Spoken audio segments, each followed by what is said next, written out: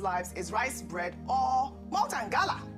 Another ex-user wrote, "Congrats on the win, Governor Soludo, but now the real work begins. Dancing on stage is easy. Protecting your people from insecurity, addressing corruption, and delivering on promises like bringing the Taiwan to Anambra is what matters. Nigerians aren't here for celebrations. They need results. We're watching to see if your victory translates into meaningful action or just more political theater." And earlier I was discussing with our producer Ikenna Kingsley that it's quite difficult to produce this show because you literally have to go through the tweets and try to balance the reports. I'm sure you've experienced that. And it was just a resounding conversation online about the vote buying process that occurred at the Anambra election over the weekend. On Sunday I hosted the morning show. We had our correspondent on ground who actually reported incidents of vote buying, even though the INEC REC is saying that there are rumors at this moment. But I also thought that President Tinubu's congratulatory message to Soludo was quite apt. It shows the sort of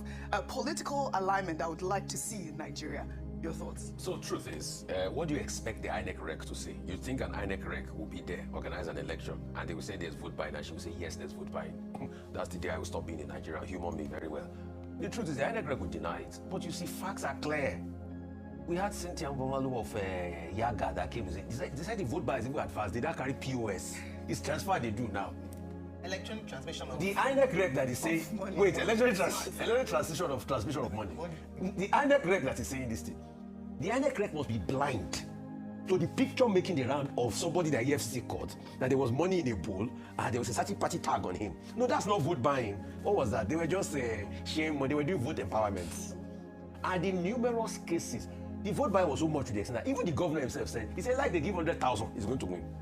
So it's not an acknowledgement that vote buying was going on. Even the winner, he said, like they give 100,000, they're going to. What happened in Anambra was an open trading of votes. Yeah. So what do you expect President Tinubu to say? He will commend INEC, like he has commended that. You think President Tinubu that? Anyway, that's even what is wrong with our democracy. A president brings in who becomes the INEC chief in the first place. A president appointed an INEC chief, he goes on his first duty. You think the president will condemn him and say he didn't do well? Yeah. But you can see the empirical results now that close to 50% of the polling station didn't have materials as when the election started. Low voter was low, turnout was low. Yes, I think, okay, maybe the only good spot was there was no massive insecurity and all of that. Yeah. We can commend them for that. There was a killing, the councillor was shot. There was a killing, the councillor. Yeah, and so he died. You can see you've even punctuated my report. Yes. People even die in an election. That should never happen in the first place. So that's the kind of country we live in. But may God save Nigeria. Right. That's just in fairness, APGA was positioned to win. I mean, it always wins the Anambra elections, but this was seriously a landslide victory for Professor Charles Chukwuma Soludo. So we'll watch to see how he governs the state in the next